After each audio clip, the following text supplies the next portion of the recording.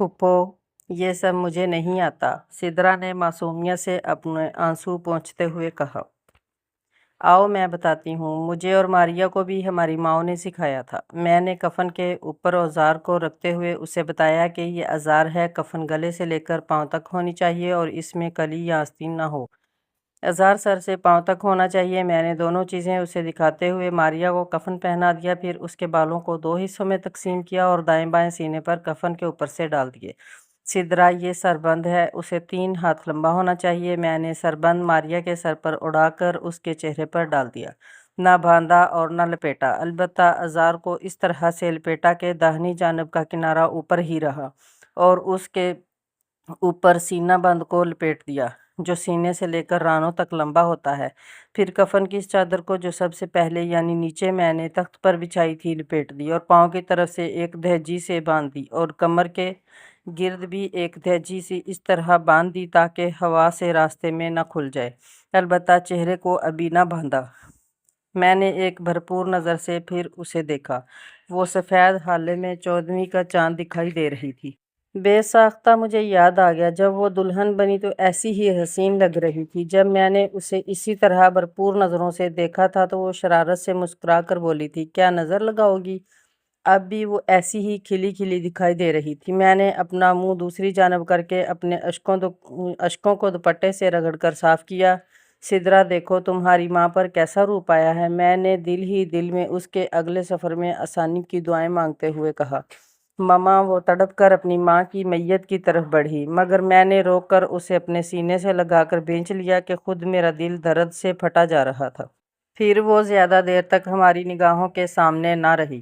کچھ ہی دیر بعد نجم، معین اور فرید اندر آئے اور پھر میرے چچا بھی۔ کلمہ طیبہ کی صدائیں گونجیں اور وہ چاروں ماریا کو لے گئے۔ ایسے میں سدرا کو سنبھالنا بے حد مشکل ہو گیا۔ وہ ہاتھوں سے نکل جاتی تھی، اگرچہ اس کے منہ سے کوئی بے ادب یا کفریہ کلمات نہ نکل رہے تھے، نہ ہی وہ اپنے رب سے گلے شکوے کر رہی تھی۔ بس میری ماما کو نہ لے جائیں، میرے بابا، میں اپنے بابا کے بغیر نہیں رہ سکتی، جیسے الفاظ ہی نکل رہے تھے، مگر وہ بے قابو ہو رہی تھی۔ شبانہ نے اسے اپنے بازوؤں کی گرفت میں مضبوطی سے تھاما اور اندر کمرے میں لے گئی، اور پھر اگلے 2 روز تک شبانہ ہی اسے سنبھالتی اور سمجھاتی رہی۔ میری تو ہمت ہی نہ ہوتی تھی کہ اس کے سامنے جاؤں۔ میں خود کو پھر سے کم ہمت سمجھنے لگی تھی، اپنے آپ سے خوفزدہ ہو گئی تھی۔ مجھے لگا کہ میرا حوصلہ، میری ہمت، میرا آئینہ ماریا تو چٹک گیا ہے، اب میری تصویر جڑ ہی نہ پائے گی۔ مجھ پر پھر سے وہی قنوعیت اور مایوسی کی کیفیت طاری ہونے لگی تھی جو دادا جان کی وفات پر ہو گئی تھی۔ اسے سارے ہی محسوس کر رہے تھے، حتیٰ کہ معین الدین نے بھی مجھے محبت سے اپنے ساتھ چمٹاتے ہوئے کہہ دیا، امی جان، خود کو سنبھالیں، صبر اور حوصلے سے کام لیں۔ سدرا اور نجم کو آپ کی ضرورت ہے، مجھ سے بھی زیادہ۔ وہ مجھ سے بے حد محبت کرتا تھا۔ امی جان، آپ اور ہم سب جانتے ہیں کہ جو گئے ہیں وہ اب کبھی واپس نہ آئیں گے۔ وہ مجھے چپ کراتا خود رو رہا تھا۔ تو پھر زندہ رہنے والوں کا خیال رکھیں، انہیں حوصلہ دیں، اب انہیں ہماری بے حد ضرورت ہے۔ وہ مجھے سمجھاتا ہوا اپنا حوصلہ کھو رہا تھا، مگر اس کے ہاتھوں کے لمس کی گرمی بتا رہی تھی کہ وہ خود یہ ہمت باندھ رہا ہے۔ اس شام بڑی مشکل سے ہم سب نے مل کر تھوڑا سا کھانا کھایا تھا۔ چوتھی رات میں اپنے کمرے میں سونے کے لیے آئی تو کمرہ بے حد سونا اور اداس لگا۔ تنہائی دوگنی ہو کر مجھے ڈرانے لگی۔ میں قرآن پاک لے کر دوبارہ بیٹھ گئی۔ پچھلی 3 راتیں تو میں اور شبانہ سدرا کے پاس اسی کمرے میں تھیں۔ آج شبانہ نے مجھے زبردستی میرے کمرے میں بھیج دیا تھا، یہ کہتے ہوئے کہ رفیہ، ہمارے اللہ اور اس کے رسول صلی اللہ علیہ وآلہ وسلم کی تعلیمات کے مطابق کسی کے بھی مرنے پر 3 روز سے زیادہ سوگ منانا جائز نہیں۔ اگرچہ اپنوں کا دکھ اتنی جلدی صبر نہیں پاتا، مگر ہمیں خود کو دکھی رکھنے کا حکم نہیں ہے۔ میں اس کے کہنے پر ہی نہیں بلکہ اپنی مرضی سے بھی اپنے کمرے میں آئی تھی، کیونکہ مجھے فرید کی بھی فکر تھی۔ وہ مجھے ان 3 دنوں میں وقتاً فوقتاً نظر تو آ رہے تھے، مگر ان سے کوئی بات ڈھنگ سے نہ ہو پائی تھی۔ وہ بے حد غمزدہ اور بیمار سے دکھائی دے رہے تھے۔ آخر کو ان کی ایک ہی بہن تھی اور اب وہ بھی اس دار فانی سے کوچ کر گئی تھی، اوپر سے 2 بچے یتیم اور مسکین ہو گئے تھے۔ میں سمجھ سکتی تھی وہ کس صدمے سے دوچار ہیں۔ میں خود بھی تو اس ہی اذیت سے گزر رہی تھی۔ میں قرآن پاک پڑھ رہی تھی جب فرید سر جھکائے کمرے میں داخل ہوئے۔ ان کا لباس ملگجا اور کندھے جھکے ہوئے تھے۔ میرے دل کو ایک دھچکا سا لگا۔ میں نے قرآن پاک بند کیا، دعا مانگی اور چپ کر کے باورچی خانے کی طرف آ گئی۔ فرید نیم دراز ہوئے آنکھیں موندے اپنی کن پٹیاں دبا رہے تھے۔ مجھے پتہ چل گیا تھا کہ ان کے سر میں بے حد درد ہے۔ میں نے جلدی سے چائے بنا کر کپ میں ڈالی۔ میں نے ایک کپ لے جانا مناسب نہ سمجھا۔ جانتی تھی فرید تنہا چائے شاید نہ پئیں۔ میں نے دوسرے کپ میں بھی چائے ڈالی اور لے کر کمرے میں آ گئی۔ فرید چائے لے لیں، میں نے دھیرے سے کہا۔ وہ اپنی آنکھوں پر سے ہاتھ ہٹا کر مجھے دیکھنے لگے۔ ان کی آنکھوں میں بلا کی ویرانی تھی اور وہ سوجی ہوئی تھیں جیسے وہ روتے رہے ہوں۔ وہ فرید، میرے بھی سر میں درد تھا اس لیے میں نے چائے بنا لی۔ آپ نے چائے کا کپ ان کے ہاتھ میں تھما دیا۔ انہوں نے چپ چاپ لیا۔ فرید، میں کرسی قریب کر کے ان کے پاس ہی بیٹھ گئی۔ فرید، صبر کریں، یہی اللہ کی رضا تھی۔ ایسا کہتے ہوئے میں نے بڑی مشکل سے خود کو سنبھالا کہ کہیں میرے آنسو پھر سے نہ جھلک جائیں۔ ہاں رفیہ، صبر ہی کریں گے ہم دونوں کو اللہ اس کی توفیق دے، انہوں نے بڑے دھیرے سے کہا۔ وہ بدستور نظریں جھکائے ہوئے تھے، میری جانب بالکل بھی نہ دیکھ رہے تھے۔ شاید وہ اپنی آنکھوں میں تیرتا وہ پانی مجھ سے چھپا رہے تھے جو دراصل ان کے اس درد کی شدت تھا جو بہن کے داغ مفارقت نے انہیں دیا تھا۔ انہیں اس قدر غمزدہ دیکھ کر میں تڑپ گئی۔ فرید، آپ کو یاد ہے جب حضرت معاذ بن جبل کے بیٹے کا انتقال ہوا تو پیارے نبی صلی اللہ علیہ وآلہ وسلم نے انہیں کیسا پیارا تعزیت نامہ لکھوا کر بھیجا تھا؟ میں ان کے ہاتھ تھام کے ان کی آنکھوں میں دیکھنے لگی۔ وہ سر کو اقرار میں ہلا کر کہنے لگے، مجھے سناؤ۔ میں عقیدت سے سنانے لگی۔ آپ نے معاذ بن جبل کو لکھا تھا کہ میں پہلے تمہارے سامنے خدا کی حمد و ثنا کرتا ہوں جس کے سوا کوئی معبود نہیں، پھر دعا کرتا ہوں کہ خدا تم کو اس صدمے پر عظیم اجر سے نوازے اور تمہیں برداشت کی قوت بخشے اور ہمیں اور تمہیں شکر کی توفیق دے۔ فرید نے میرے ہاتھ تھام کے اپنی نم آنکھوں کے ساتھ لگا لیے تھے۔ وہ کہہ رہے تھے، خدا تعالیٰ مجھے اور تمہیں بھی ایسا ہی کرنے کی توفیق دے، آمین ثم آمین۔ میں نے صدقے دل سے کہا۔ پیارے نبی صلی اللہ علیہ وآلہ وسلم نے فرمایا تھا کہ میں نے تعزیت نامے کا اگلا حصہ سنانا شروع کیا۔ دراصل ہماری جانیں، ہمارے مال اور ہمارے اہل و عیال خدا کے مبارک عطیے ہیں اور ہمارے پاس اس کی عطا کردہ امانتیں ہیں۔ خدا نے جب تک چاہا تم کو ان نعمتوں سے نوازا اور جب اس نے چاہا انہیں واپس لے لیا اور اس کے بدلے میں وہ عظیم اجر بخشے گا، یعنی اپنی خصوصی عنایت، رحمت اور ہدایت سے تم کو نوازے گا اور تم نے رضا الہی اور اجر آخرت کے لیے صبر کیا، پس صبر کرو۔ ایسا نہ ہو کہ تمہارا واویلا تمہارے اجر و ثواب کو غارت کر دے اور پھر تم پچھتاؤ۔ اور یقین کرو کہ آہوازاری سے کوئی واپس نہیں آتا، نہ ہی غم و اندوہ دور ہوتا ہے، اور جو حکم نازل ہوتا ہے وہ ہو کر رہتا ہے بلکہ ہو چکا ہے۔ میں آپ صلی اللہ علیہ وآلہ وسلم کا بتایا ہوا بلکہ لکھوایا ہوا تعزیت نامہ فرید کو سنا کر چپ ہوئی تو وہ میری طرف شکر گزاری سے دیکھتے ہوئے بولے، رفیہ، اللہ کے پیارے رسول صلی اللہ علیہ وآلہ وسلم نے ہمیں کس طرح سے خوشی اور غم دونوں کے آداب سکھا دیے اور اللہ کے احکامات پر راضی رہنے کا درس دے دیا تھا، ہم ہی بھول جاتے ہیں، حالانکہ انہیں یاد رکھنے، ان پر عمل کرنے میں ہی فلاح ہے۔ انہوں نے اپنے آنسو صاف کرتے ہوئے کہا، اب دیکھو نا، اللہ تعالیٰ جب کسی انسان کو اس دنیا سے واپس بلاتا ہے اور اس کے گھر والے اس کی دائمی جدائی سے نڈال اور صدمے سے چور ہوتے ہیں تو پھر اللہ تعالیٰ کی طرف سے ان کے لیے کیسے اجر اور عنایتوں کا پیغام آتا ہے کہ صبر کرو، صبر کرنے والوں کو انعام ملے گا۔ اور پھر اگر ہم ایسا نہ کریں گے، آہوازاری اور شکوہ شکایت کرتے رہیں گے تو بھی اس سے کچھ فرق نہ پڑے گا۔ جو مر گیا وہ کسی ہیلے سے واپس نہ آئے گا۔ میں نے بھی اپنی آنکھوں کو صاف کرتے ہوئے کہا، یعنی جو حکم اللہ کا ہے وہ تو بہرحال نافذ ہو کر ہی رہے گا۔ فرید نے میرے کندھوں پر اپنے ہاتھ یوں رکھے جیسے مجھے حوصلہ دے رہے ہوں۔ رفیہ، اگرچہ ماریہ اور یوسف کا یوں ایک ساتھ دنیا سے چلے جانا بہت بڑا صدمہ ہے، مگر اس پر ہم دونوں کو صبر کرنا ہوگا، ہمیں خود کو مضبوط کرنا ہوگا تاکہ ہم ان کے بچوں کو ان کے والدین ہی کی طرح سنبھالیں۔ آپ ٹھیک کہتے ہیں، اب ہم دونوں کو سدرا اور نجم کے والدین بننا ہوگا، میں نے خود کو اندر سے مضبوط کرتے ہوئے کہا۔ پھر ہم دونوں نے اپنے پیارے بہن بھائیوں کے لیے دعائے مغفرت کی، ایک دوسرے سے تعزیت کی اور دونوں نے وعدہ کیا کہ ہم اللہ کے اس حکم پر صبر کرنے کی پوری کوشش کریں گے۔ اللہ ہم کو اس کی توفیق بخشے۔ دونوں نے آمین کہا اور یہ بھی وعدہ کیا کہ بچوں کے سامنے کبھی نہیں روئیں گے، نہ کمزور پڑیں گے۔ نجم الدین تو چند روز کے بعد اس صدمے سے کافی حد تک باہر نکل آیا اور روزمرہ کی زندگی کی طرف لوٹ آیا، مگر سدرا نے اس بات کو تسلیم کرنے میں ہی بہت وقت لگا دیا کہ اس کے والدین اب اس جہاں میں نہیں رہے۔ نجم کو تو فرید کی دوستی اور محبت نے بہت حوصلہ دیا تھا۔ سدرا البتہ یوں بھی تنہا تھی، اگرچہ میں بہت کوشش کرتی کہ ہر وقت اس کا جی بہلاؤں، لیکن میں پھر بھی اس کی ہم عمر تو نہ تھی۔ اس کا حل بھی ہم نے یوں نکالا کہ شبانہ کی بیٹی زینب کو چند روز کے لیے اپنے ہاں بلوا لیا۔ شبانہ کے 3 بیٹے اور 1 بیٹی تھی۔ زینب بے حد سلجھی ہوئی اور نفیس طبیعت کی بچی تھی۔ کم گو تو نہ تھی، مگر بولتی اپنی ماں کی طرح سے بہت پیارا تھی۔ ہنستی مسکراتی، لمحوں میں دوسروں کا جی موہ لیتی تھی۔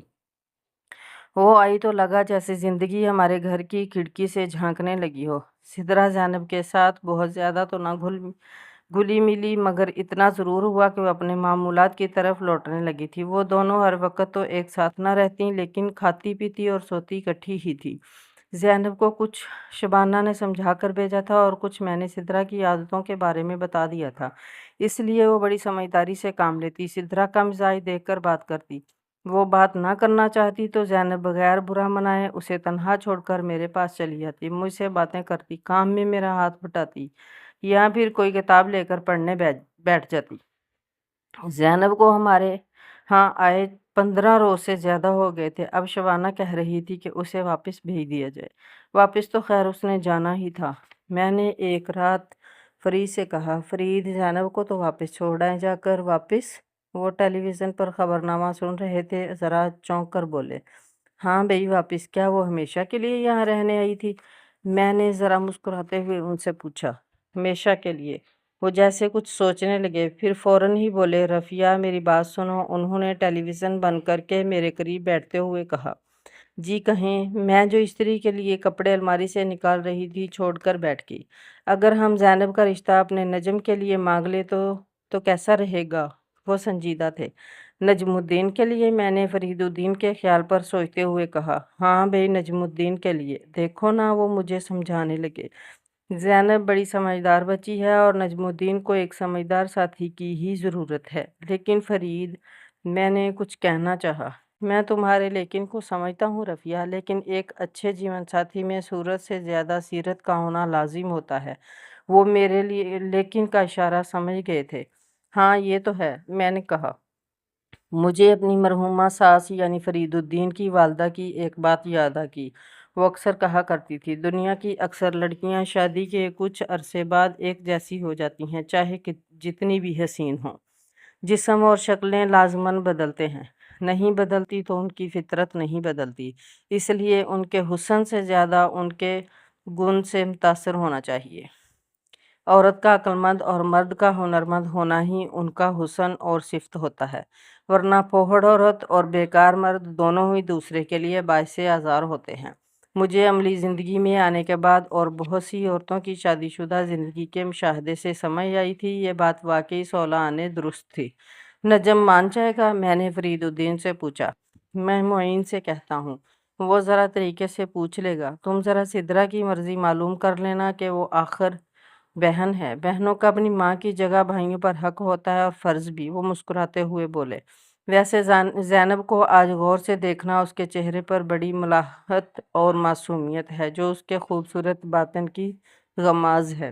اگلے روز میں نے دن بھر زینب کو اپنی نظروں میں رکھا۔ میں اسے اٹھتے بیٹھتے بولتے اور ہنستے نوٹ کرتی رہی، ایک خالہ کی نظر سے ہی نہیں بلکہ ایک ساس کی نظر سے بھی، کہ اب مجھے ہی اس کی ساس بننا تھا۔ وہ سانولی سلونی دبلی پتلی سی مگر تیکھے نکوش والی لڑکی مجھے کچھ ہی دیر میں نجم کے لیے پرفیکٹ لگنے لگی۔ اس کا انتخاب نجم کے لیے کرتے ہوئے میں نے اپنے دادا جان کی اس بات کو بھی یاد رکھا تھا کہ میاں بیوی میں سے ایک تو لازماً متحمل مزاج اور سمجھدار ہونا چاہیے تاکہ دوسرے کو بھی سمجھائے رکھے اور ازدواجی زندگی کے اتار چڑھاؤ بغیر کوئی گزند پہنچائے گزر جائیں۔ ہمارا نجم الدین بلا شبہ بہت خوبصورت اور قابل تھا، مگر وہ غصے کا تیز اور خاصا جذباتی سا تھا، جبکہ زینب انتہائی متحمل مزاج اور درگزر کرنے والی طبیعت کی مالک تھی۔ وہ یقیناً نجم الدین کی متلون مزاجی کو بدل سکتی تھی۔ میں نے موقع پا کر سدرا سے یہ بات چھیڑ ہی دی۔ पहले तो उसने मुझे अजीब सर्द सी नज़रों से देखा, जैसे कह रही हो कि फूफो, अभी तो हमारे वालिदैन की वफ़ात को सिर्फ 2.5-3 माह का वक़्त बीता है और आप शादी की बात कर रही हैं। मगर मेरे समझाने पर वो ज़रा मेरी बात सुनने पर आमादा हो गई। ज़ैनब बहुत प्यारी है, मुझे पसंद है फूफो। आप भाई से पूछ लें, शादी उन्होंने करनी है, पसंद भी उन्हीं की होनी चाहिए। बड़ा साफ सा जवाब देकर वो जैसे अपने फ़र्ज से फारिग हो गई।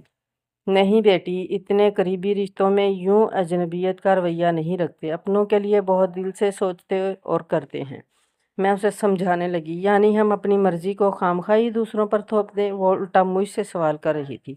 अपनी मर्जी तो ना थोपें, मगर अपनी समझ के मुताबिक इन्हें अच्छा बुरा ज़रूर बताएं। मैंने मोहब्बत से उसे समझाया। फूफो, हर बालिग अपना अच्छा बुरा समझता है, और फिर शादी के मामले में तो मर्द और औरत को मसावी हकूक हासिल हैं। दोनों को इनकार और इकरार का हक है। वो हमेशा की तरह दलीलें देने लगी। हाँ, तुम ठीक कह रही हो, लेकिन छोटों, खसूसन औलाद को तो इतने बड़े फैसले महज अपनी मर्जी से नहीं करने चाहिए, वालिदैन की रजामंदी और उनकी मशावरत से करने चाहिए। बड़े चाहे अपनी मनमानी करना चाहते हों। वो मुझे बड़ी गहरी नज़रों से देखती ये सब कह रही थी, जैसे मैं कुछ कुछ समझ गई। सारे बड़े ऐसे नहीं होते, जैसे सारे छोटे एक से नहीं होते। मैंने मुस्कुराकर उसके सर पर हाथ रखा। बड़े अपनी मनमानी से ज़्यादा अपने बच्चों का भला सोच रहे होते हैं, और वो ज़िंदगी की धूप छाँव नशेबो फराज से गुजर चुके होते हैं, इसलिए वो इन्हें हकीकत पसंदी से समझाते हैं। बहरहाल तुम मुझे खुद भी सोचकर और नजम से भी पूछकर बताना। मैं उसके पास से उठते हुए बोली, जी फूफो। वो अपनी आदत के मुताबिक जी कहकर अपना काम करने लगी, और मैं बहुत कुछ सोचती हुई उसके कमरे से बाहर आ गई। मोइनुद्दीन ने नजमुद्दीन से जाने किस तरह से पूछा, यह समझाया था कि ज़ैनब के लिए फ़ौरन ही मान गया। बस वो इतना चाहता था कि उसे कुछ वक़्त दिया जाए ताकि वो अपना फ़ाइनल इम्तिहान पास कर ले। उसके भी मोइन की तरह इम्तिहानात होने वाले थे। मोइन सिविल इंजीनियर बन रहा था, जबकि वो एमबीए का फ़ाइनल इम्तिहान दे रहा था। मैंने गुजरावाला जाकर बाकायदा शबाना और उसके शौहर बिलाल से ज़ैनब का रिश्ता मांगा, जिसे उन्होंने नहायत खुश दिली से कबूल कर लिया। यूं हम बड़ी सादगी से ज़ैनब को नजमुद्दीन के नाम की अंगूठी पहनाकर दुआए खैर कर आए, जिसके ठीक 6 माह बाद उसी सादगी मगर बेहद खुशी और चाव लाड़ से ना सिर्फ हमने नजमुद्दीन और ज़ैनब की, बल्कि मोइनुद्दीन और सिदरा की भी शादी कर दी। मुझे एक खुशगवार हैरत इस बात पर थी कि सिदरा ने मेरे खुलकर पूछने और मोइन के बारे में अपनी राय का खुलकर इजहार कर देने की इजाज़त के बावजूद सिवाय इसके कुछ न कहा था कि फूफो, आपने ही कहा था कि बड़े अपने बच्चों के लिए सिर्फ बर तलाश नहीं करते, बल्कि बेहतरीन जीवन साथी मुहैया करने की कोशिश करते हैं। अब मुझसे बेहतर तो आपको ही पता होगा कि मुआइन कैसा है। जो आपका फैसला हो मुझे बता दें। और तब मैंने खुशी खुशी अपने बेटे के सर पर सेहरे सजा लिए थे, ये सोचे बगैर कि सिदरा मुझे अपनी ज़िंदगी का ये अहम तरीन फैसला करने के लिए इजाज़त ही नहीं दे रही, बल्कि मेरे फ़र्ज़ और मोहब्बत को भी आज़मा रही है। मैंने अपने बच्चों की शादी में इंतज़ामात करते वक्त हर तरह का ख्याल रखा था कि सब कुछ अच्छा हो। शादी के कपड़े और जेवर की ख़रीदारी में भी अपने बजट को कुछ खुला कर लिया, कि कहीं बच्चों को यूँ महसूस ना हो कि उनकी माँ ने कंजूसी या फिर कनूतियत या बेजा सख्ती से काम लिया है। मैंने और फरीद ने जो अपनी उम्र भर की बचतें अपनी अपनी जगह कर रखी थी कि खुदा न खास्ता कभी वक़्त बुरा पड़ गया तो काम आएंगे, वो भी निकाल कर एक दूसरे के सामने रख दी। सिदरा के लिए खसूसन कपड़े, जेवर और जूते सब उसकी पसंद के मुताबिक खरीदे कि वो अपनी माँ की कमी महसूस ना करे। उसके कमरे को मैंने उसी की पसंद और नए अंदाज के मुताबिक आरास्ता किया। इन सारी चीज़ों की खरीदारी के दौरान वो काफ़ी हद तक खुश और मुतमईन थी। इसी को देखकर मैं भी बेफ़िक्र हो गई थी कि बच्ची है, आहिस्ता आहिस्ता एडजस्ट कर लेगी और सब ठीक हो जाएगा। मैंने एक पैसा भी नजमुद्दीन को खर्च ना करने दिया था, हालांकि वो बेहद मोहब्बत से कहता रहा था, फूफो मुझे अपनी और अपनी बहन की कुछ तो शॉपिंग करने दें। जिस पर फरीद मुस्कुराकर बोले थे, नौजवान, अपनी मर्जी से तुम सारी ज़िंदगी खरीदते रहना, अब हमें ही करने दो। और वो मुतशक्कर नज़रों से देखता फरीदुद्दीन के पास जा बैठा था। मामू जान, मैं आपको अपने बाबा से भी बढ़कर पा रहा हूँ। इस मोहब्बत का बदला मैं उम्र भर न दे सकूंगा। उसकी आंखें अपने बाबा की याद से भीग गई थीं। बेटा, मोहब्बत का कुछ बदल नहीं होता सिवाय मोहब्बत के, बस तुम हमसे मोहब्बत करते रहना। फरीद उद्दीन ने उसे सीने से लगाकर भींच लिया था। उनकी आंखों में भी नमी तैर रही थी और मैं खुद पर काबू पाने के लिए कमरे से ही निकल गई थी कि मोहब्बत हो या गम, दोनों के इजहार के वक्त जाने ये आंखें क्यों गीली हो जाती हैं। तीनों बच्चों की शादियों से फरागत पाकर जहां मैं बेहद खुश और मुतमईन थी, वहीं बेहद थकन ने मेरे आसाब भी शल कर दिए थे, जिसकी वजह से मेरी तबीयत कुछ गिरी गिरी सी रहने लगी थी। फरीद ने मेरी इस कैफियत को महसूस कर लिया था। "ज़ोजा, अब कुछ दिन आराम कर लो, देखो सब कुछ अल्लाह की रहमत से ठीक ठाक हो गया है।" वो मेरे मना करने के बावजूद मेरे लिए खुद चाय बनाकर लाए थे। "साहब, अब तो आराम ही आराम है, बच्चे अपने अपने घर के हो गए, अब भला क्या बाकी रह गए? अब भला क्या काम बाकी रह गए हैं, अब तो आराम ही करेंगे।" मैंने चाय उनके हाथ से लेते हुए मुस्कुराकर जवाब दिया। "अच्छा चलो, तुम्हारे काम ख़त्म हुए तो हम भी साहब दोबारा हो गए, वरना तो हम महज वालिद ही बनकर रह गए थे।" फरीदुद्दीन ने मेरे साहब कहने पर महफूज होते हुए कहा तो मैं झींप गई।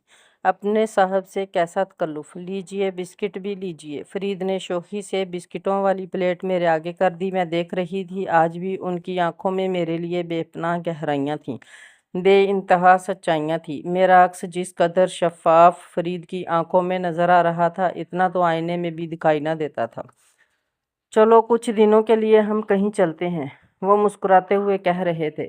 "कहाँ?" मैंने पूछा। "जहाँ तुम कहो।" वो मेरे सामने बैठकर चाय पीने लगे। "अभी तो बच्चे गए हुए हैं, मैं इन्हें याद करवाया।" "ओह हाँ, ये बच्चों को कुछ ज़्यादा दिन नहीं हो गए? अब तक तो वापस आ जाना चाहिए था।" वो कुछ फिक्रमंद से हो गए। "आप तो ऐसे ही परेशान हो रहे हैं, अभी उन्हें दिन ही कितने हुए हैं गए हुए?" मैंने उन्हें समझाते हुए कहा। "7 दिन बहुत होते हैं," वो नरमी से बोले। "होते तो हैं, मगर वो लोग अभी घूमना चाहते हैं तो 2-4 रोज़ और रह लें, क्या हर्ज है?" मैंने साथ ही उन्हें बता भी दिया कि रात नजमुद्दीन का फ़ोन आया था, वो 2-4 रोज़ और ठहरने की इजाज़त मांग रहा था। फरीदुद्दीन ये सुनकर हंस पड़े। "चलो, ये भी उनकी सआदतमंदी है कि वो हमसे इजाज़त मांग रहे हैं, वरना इन दिनों में किसको याद रहता है, ये दिन ही ऐसे होते हैं। अल्लाह करे हमारे बच्चे हमेशा खुश आबाद रहें, उनके सारे दिन और सारी रातें ही सुहानी हों।" मैंने दुआ दी। "हाँ रफ़िया, ये बंधन तो उम्र भर का होता है, इसमें दो इंसान अपनी ज़िंदगी भर के लिए एक दूजे के रफ़ीक बनते हैं। वो लोग एक ज़िंदगी जीने लगते हैं, उनके दुख और सुख, गम और हंसी सब मुश्तरक होते हैं, और यही बात मियाँ बीवी को पहले रोज़ से समझ लेनी चाहिए। इसी को ज़हनी हम आहंगी कहते हैं, और ये बात समझने के लिए किसी हनीमून की भी ज़रूरत नहीं होती, ना ही मखसूस वादों या कसमों की।" वो मुझे सवालिया नज़रों से देखते हुए कह रहे थे। "हाँ, ये तो है, मगर आज के बच्चे..." मैं इतना कहकर ही चुप हो गई। दरअसल नजम की जिद थी कि वो लोग पाकिस्तान के पहाड़ी इलाकों पर चंद रोज़ के लिए जाएं, और इस पर सिद्रा भी बहुत मचल रही थी, जबकि मोइन उसके लिए कोई ख़ास राज़ी न था। नजम का कहना था कि चूंकि उन लोगों ने पाकिस्तान के पहाड़ी इलाकों की सैर नहीं की और फिर चंद ही रोज़ में वो वापस शारजा चले जाएंगे, तो चलो चंद रोज़ साथ गुजारते हैं, इस बहाने सैर भी हो जाएगी। ये बात अलग है और मानी जा सकती है। "चलो, तुम लोग आपस की बहस छोड़ो, जाओ जाने का प्रोग्राम बनाओ।" फरीदुद्दीन ने इस वक्त इन दोनों की बहस को तवील और तलख होने से ऐन वक़्त पर बचा लिया। मोइनुद्दीन को चूंकि अपने अब्बू के सामने बिल्कुल भी बोलने की आदत न थी, इसलिए वो खामोश नज़रों से मुझे तकने लगा। मैंने उसे आंखों ही आंखों में मज़ीद चुप रहने की तलकीन की। "ठीक है बच्चों, तुम लोग जाने की तैयारी करो, और हाँ बताओ, आज क्या बनाऊं दोपहर के खाने के लिए?" मैंने माहौल को बेहतर करने के लिए मौजू बदला, जो खामख्वाही संजीदा हो गया था। मैं देख रही थी, कुछ ना बोलने के बावजूद भी सिद्रा के चेहरे पर बहुत कुछ था। नजम की बात की हमायत, मोइन के जवाब पर नाराज़गी, और ये दोनों चीज़ें मेरे जी को परेशान कर रही थीं। "खालाजान, आज खाना मैं बनाती हूँ, आप आराम करें अब। बहुत संभाल लिया आपने किचन।" ज़ैनब ने बड़ी मोहब्बत से मेरे हाथ से चाय के बर्तनों की ट्रे ले ली और मुझे कंधों से थाम कर दोबारा कुर्सी पर बिठा दिया। "चलो सिद्रा, आज खाना हम दोनों बनाएं।" साथ ही उसने सिद्रा को हाथ पकड़कर उठा लिया। "मुझे तो बस हल्का फुल्का पकाना आता है, मुकम्मल खाना मैंने कभी नहीं बनाया।" वो घबरा भी रही थी और खाना पकाने से कतरा भी। ارے کیا واقعی؟ زینب حیران ہوئی۔ ماریہ خالہ تو بہت لذیذ کھانا پکاتی تھیں، اس نے کہا۔